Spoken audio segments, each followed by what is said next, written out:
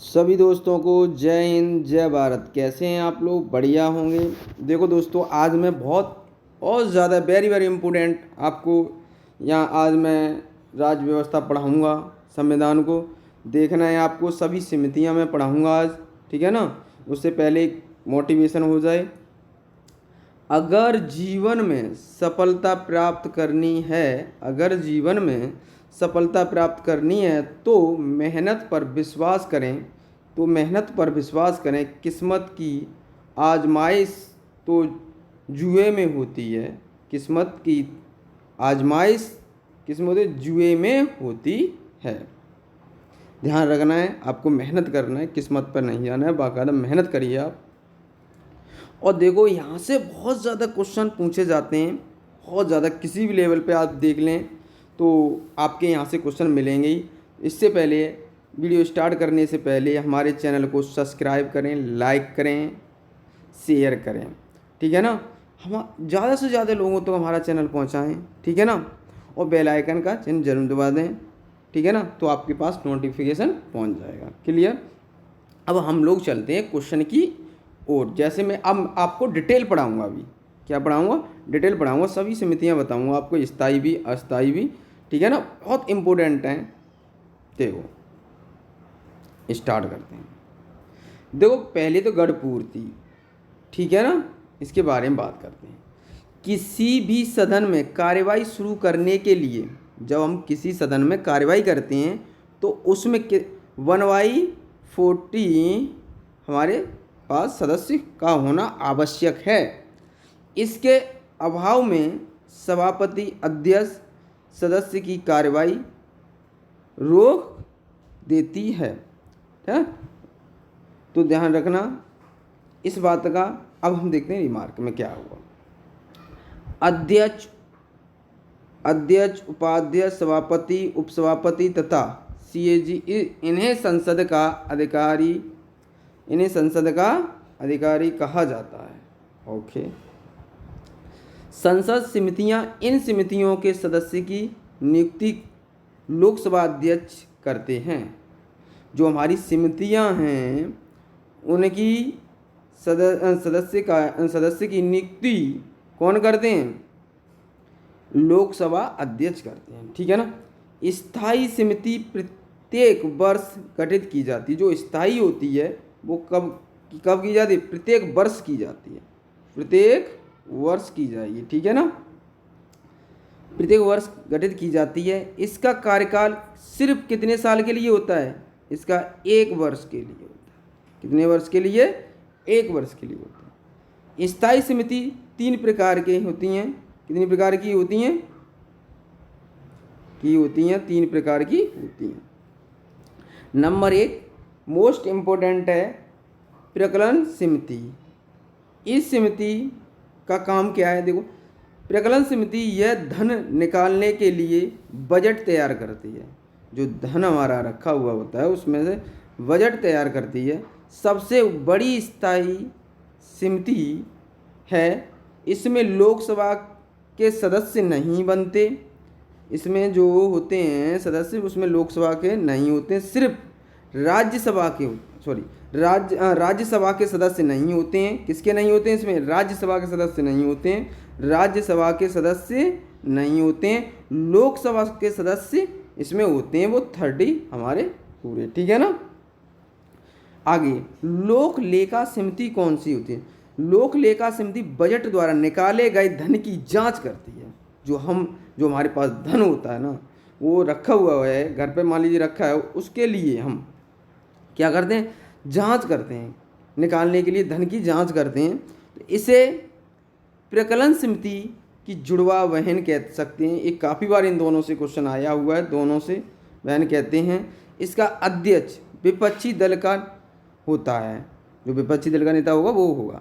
इसमें लोकसभा 15 होती हैं। राज्यसभा की कितनी सीटें होती हैं?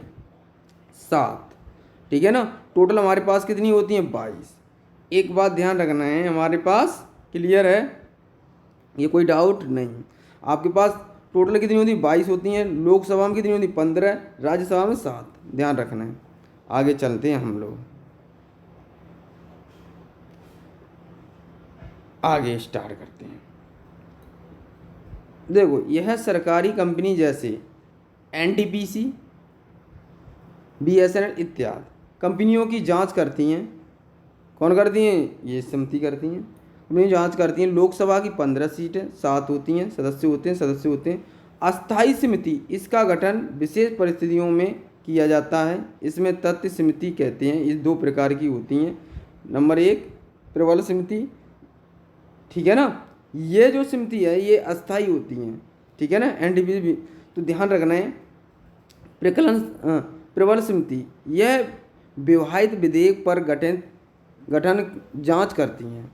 जो विवादित विधेयक होगा उसके लिए ये चुनी जाती हैं, उसमें जांच करती हैं ये दोनों, ठीक है ना।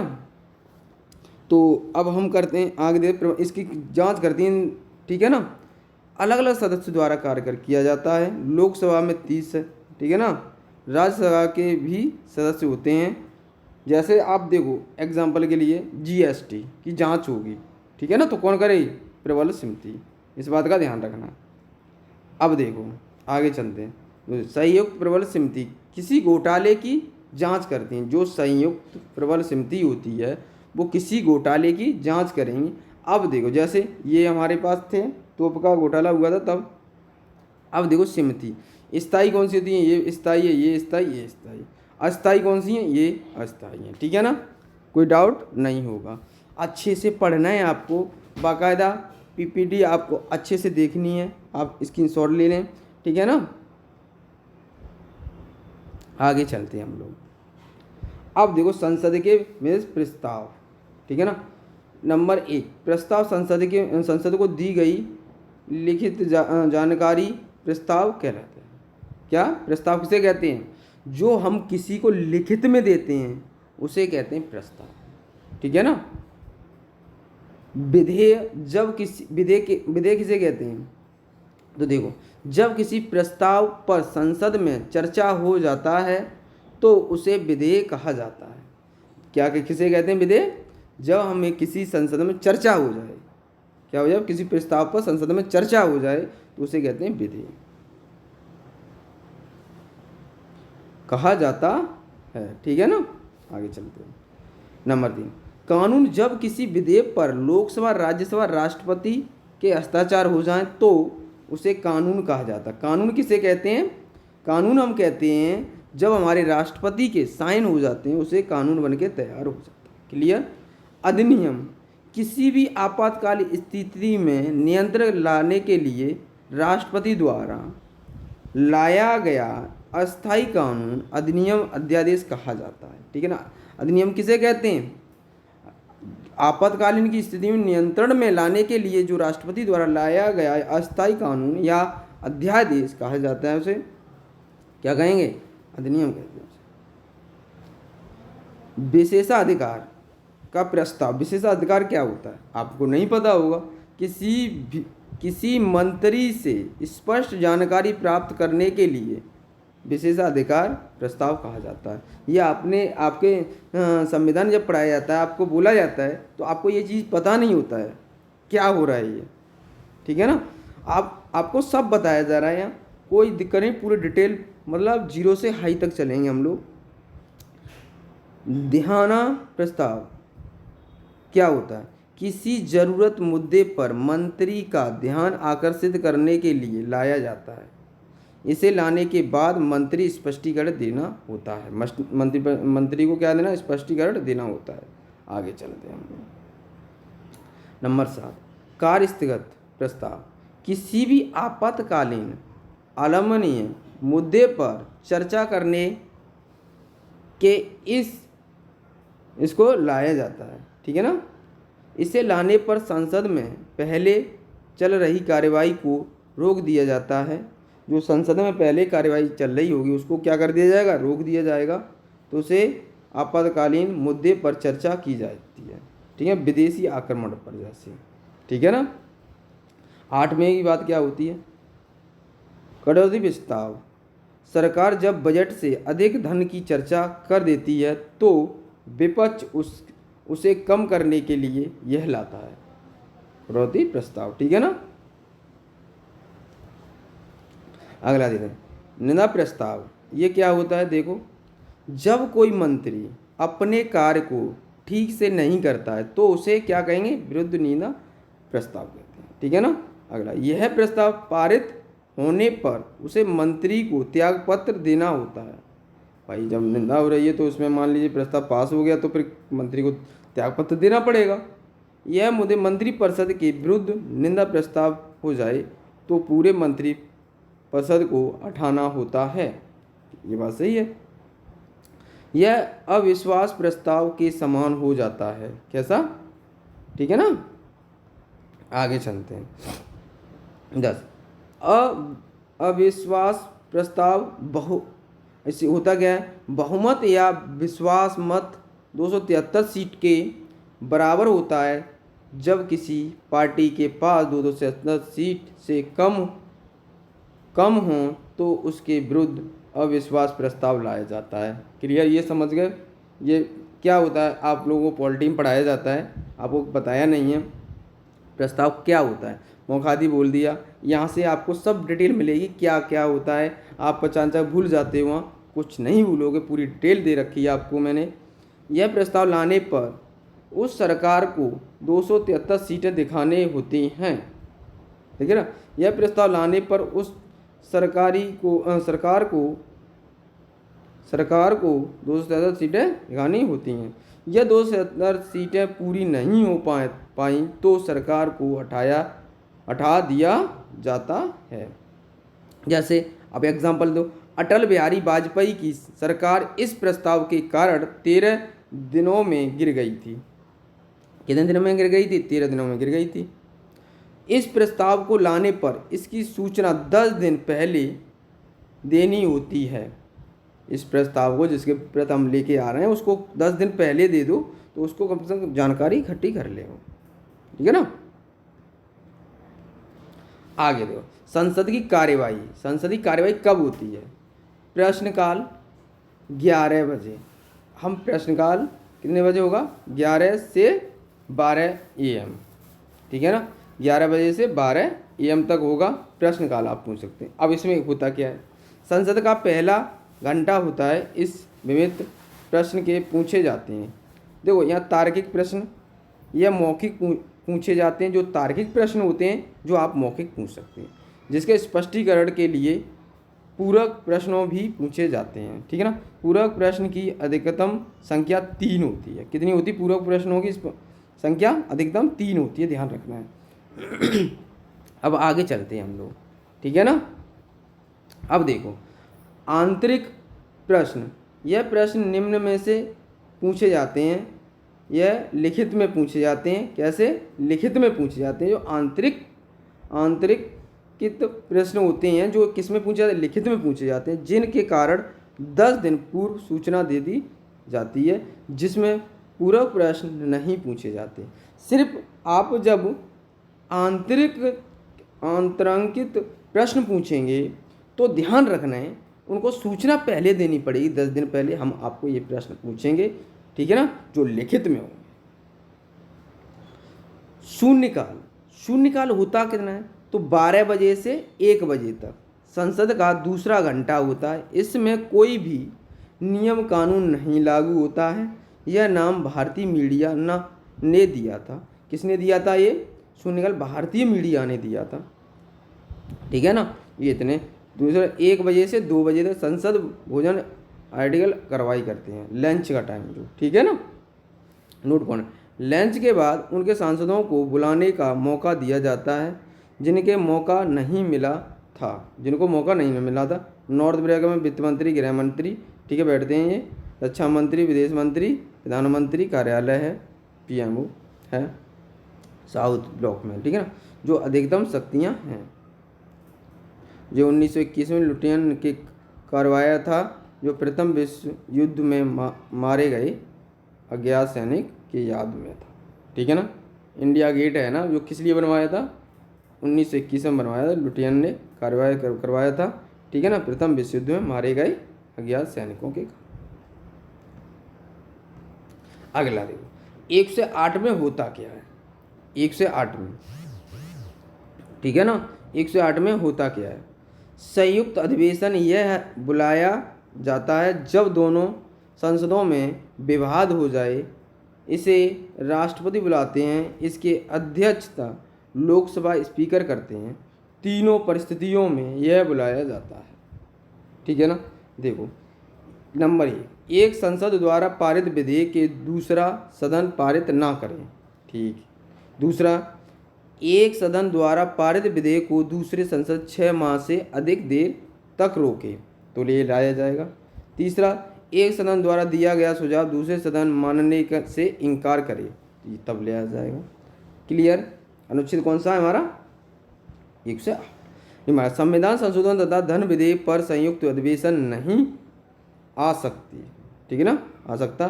तो संविधान संशोधन तथा धन विधेयक संयुक्त अधिवेशन नहीं आ सकती। ठीक है ना। तो देखो अब तक 3 बार संयुक्त अधिवेशन बुलाया गया है। दहेज एक्ट ये है 1961 में। ठीक है ना। अब देखो अनुच्छेद 109 में क्या होता है। इसमें होता है धन विधेयक के बारे में विशेष प्रावधान है। यह नंबर 1 यह लोकसभा से ही प्रारंभ होता है। कहाँ से प्रारंभ होगा? लोकसभा से प्रारंभ होगा। नंबर 2 राज्यसभा इसे 14 दिन से अधिक नहीं रोक सकती। धन विधेयक पर दिया गया प्रस्ताव लोकसभा मानने के लिए बाध्य नहीं है। ठीक है, ये इनका बात माने या ना माने कोई फर्क नहीं पड़ता है। लोकसभा के ऊपर है, मान भी सकती है और नहीं मान सकती। नंबर 7 कोई विधेयक धन विधेयक है या नहीं कौन निर्धारित करता है? लोकसभा। ये क्लियर पॉइंट है, इंपॉर्टेंट है ये हमारे लिए। यह विधेयक राष्ट्रपति पुनर्अनुमति से आता है, अतः इसे राष्ट्रपति पुनर्विचार के लिए नहीं लौटा सकता क्योंकि उनकी अनुमति से ही लाया जाता है। आप सोचो कि अनुमति से लाया गया और फिर आप लौटा दो, ये फिर नहीं कर सकते वो। ठीक है ना। आगे चलते हैं। 110 इसमें धन विधेयक की परिभाषा है।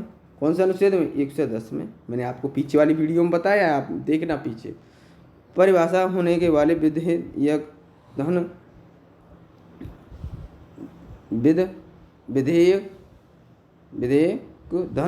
विधेयक कहलाता है। ठीक है ना। टैक्स को बढ़ाने या घटाने वाले विधेयक इसी के अंतर्गत आता है। ठीक है ना। 110 विधेयक पर राष्ट्रपति किस अनुपति से विधेयक पर राष्ट्रपति 3 प्रकार की प्रयुक्त करते हैं। हमारे विधेयक को रद्द करते हैं। 42वां संशोधन द्वारा अधिनियम छीन लिया गया। पुनः विचार के लिए लौटा सकते हैं। यह अधिनियम 44 संशोधन द्वारा दिया गया। ठीक है ना। विधेयक पर जेबी वीटो कर सकते हैं। ठीक है, आगे चलते हैं हम लोग। 112 पर देखो क्या है। इसमें बजट की चर्चा की गई है। 112 में क्या की गई है? बजट की चर्चा की गई है। बजट का अर्थ होता है चमड़े का थैला। ये क्वेश्चन पूछा गया है, इम्पोर्टेंट है। संविधान में बजट शब्द की चर्चा नहीं है। इसके स्थान पर क्या गया? वित्तीय विवरण की चर्चा है। बजट लोकसभा में पहले प्रस्तुत होता है। बजट लोकसभा में पहले प्रस्तुत होता है। बजट प्रस्तुत करने का अधिकार राष्ट्रपति को है, किंतु ये वित्तीय मंत्री किसी अन्य मंत्री प्रस्तुत करवाते हैं। ठीक है ना। बजट में केवल इसे बात की चर्चा की जाती है कि कौन कौन विकासात्मक कार्यों को करना है। बजट द्वारा धन नहीं निकलता है। ठीक है ना। Last point. अब लास्ट पॉइंट हम पढ़ते हैं 117 में। आगे एक और है अभी तो। 117 में क्या है? वित्तीय विधेयक आगामी वर्ष में किए जाने वाला विकासात्मक कार्य फाइनेंस बिल कहलाता है। यह लोकसभा राज्यसभा दोनों से प्रस्तुत हो सकता है। अनुच्छेद 120 संसद के प्रयोग किए जाने वाली भाषा संसद के केवल हिंदी या इंग्लिश में प्रयोग हो सकती है। जो हमारी भाषा होगी वो हिंदी में भी हो सकती है, इंग्लिश में भी हो। किसी संसद में दोनों भाषा न आए तो वह सभापति अध्यक्ष से अनुमति लेकर अपनी क्षेत्रीय भाषा में बोल सकता है। देखो अगर उसको नहीं आ रही मान लीजिए कोई भाषा, तो वो किससे परमिशन मांगेगा? सभापति से। ठीक है ना। अनुच्छेद 121 संसद जजों के आचरण कार्य प्रणाली इत्यादि पर चर्चा नहीं कर सकता, किंतु उन पर महाभियोग लगा सकता है। संसद जजों के आचरण कार्य प्रणाली इत्यादि पर चर्चा नहीं कर सकता, किंतु उन पर महाभियोग लगा सकता है। ठीक है ना। तो अनुच्छेद 122 न्यायालय द्वारा संसद के कार्यभार की जांच नहीं की जाएगी, किंतु विधेयक संवैधानिक है या नहीं। ठीक है, आगे बात करते हैं हम लोग। अनुच्छेद 123 देखो इसमें क्या होता है। अनुच्छेद राष्ट्रपति अध्यादेश जब संसद का कोई सत्र न चल रहा हो तथा कोई आपातकालीन कानून जरूरत हो तो मंत्रिमंडल की सिफारिश पर राष्ट्रपति अस्थायी कानून बना लेते हैं, जिसे अध्यादेश कहते हैं। ये तो मैंने पीछे भी बताया, अध्यादेश को कभी भी वापस ले सकते हैं। राष्ट्रपति चाहे जितनी बार अध्यादेश लागू कर बार अध्यादेश ला सकते हैं। ठीक है ना, ये ध्यान रखना विशेष कर। अध्यादेश अधिकतम अवधि 6 महीने की, कितने के लिए? 6 महीने। व्यक्ति 2 सत्र के बीच एक अधिकतम अंतराल 6 माह होता है। 6 माह के भीतर कोई सत्र प्रारंभ हो जाए तो अध्यादेश की अवधि मात्र 42 दिन रह जाती है। ठीक है ना, कोई सत्र प्रारंभ हो जाए तो अध्यादेश कितने दिन रह जाती? 42 दिन। इसे स्थायी कानून बनाने के लिए 42 दिन 16 माह के भीतर संसद द्वारा इसे पारित करना होता है, अन्यथा अध्यादेश समाप्त हो जाएगा। ठीक है ना, आज के लिए इतना ही। देखो इसे रिवाइज कर लें, मैंने बहुत अच्छे से पीपीटी बनाई है आपके लिए, बहुत अच्छे से, इतने से बाहर नहीं जाएगा। अगर आपने पढ़ लिया तो आपका बाहर नहीं होगा कुछ भी क्वेश्चन। ठीक है ना, एक बार पढ़ लीजिए मेहनत से, कोई नहीं, एक बार दोबारा वीडियो देख लो, एक बार नहीं आ रहा है तो दोबारा से देख लीजिए। ठीक है ना, इम्पोर्टेंट है ये वीडियो बहुत ज़्यादा। तो हमारी वीडियो को शेयर ज़्यादा से ज़्यादा लोगों तक करें, उनको पहुंचाएं। मैं आपको मैथ के लिए भी अच्छे कॉन्सेप्ट, सभी कॉन्सेप्ट करा रहा हूँ, मैथ में भी और रीजनिंग में भी और जीएस में। ठीक है ना, देखो मैं चाह रहा हूँ आप अच्छे से अच्छी मेहनत करें और सिलेक्शन लें। आपको सिलेक्शन हो जाएगा, आप अच्छे से मेहनत करें। मैं इस बात का वादा करता हूँ, आपको ऐसे तैयारी तक ले जाऊंगा। हाँ, आपको लगेगा कि कोई भी क्वेश्चन, आप इनसे क्वेश्चन पढ़ना, चाहे कोई सी भी बुक से पढ़ना, आपको ऑप्शन बेस्ड क्वेश्चन हो जिसमें, है ना, उसको लगाना आपके सभी क्वेश्चन होंगे। ठीक है ना, आज के लिए इतना ही। जय हिंद, जय भारत।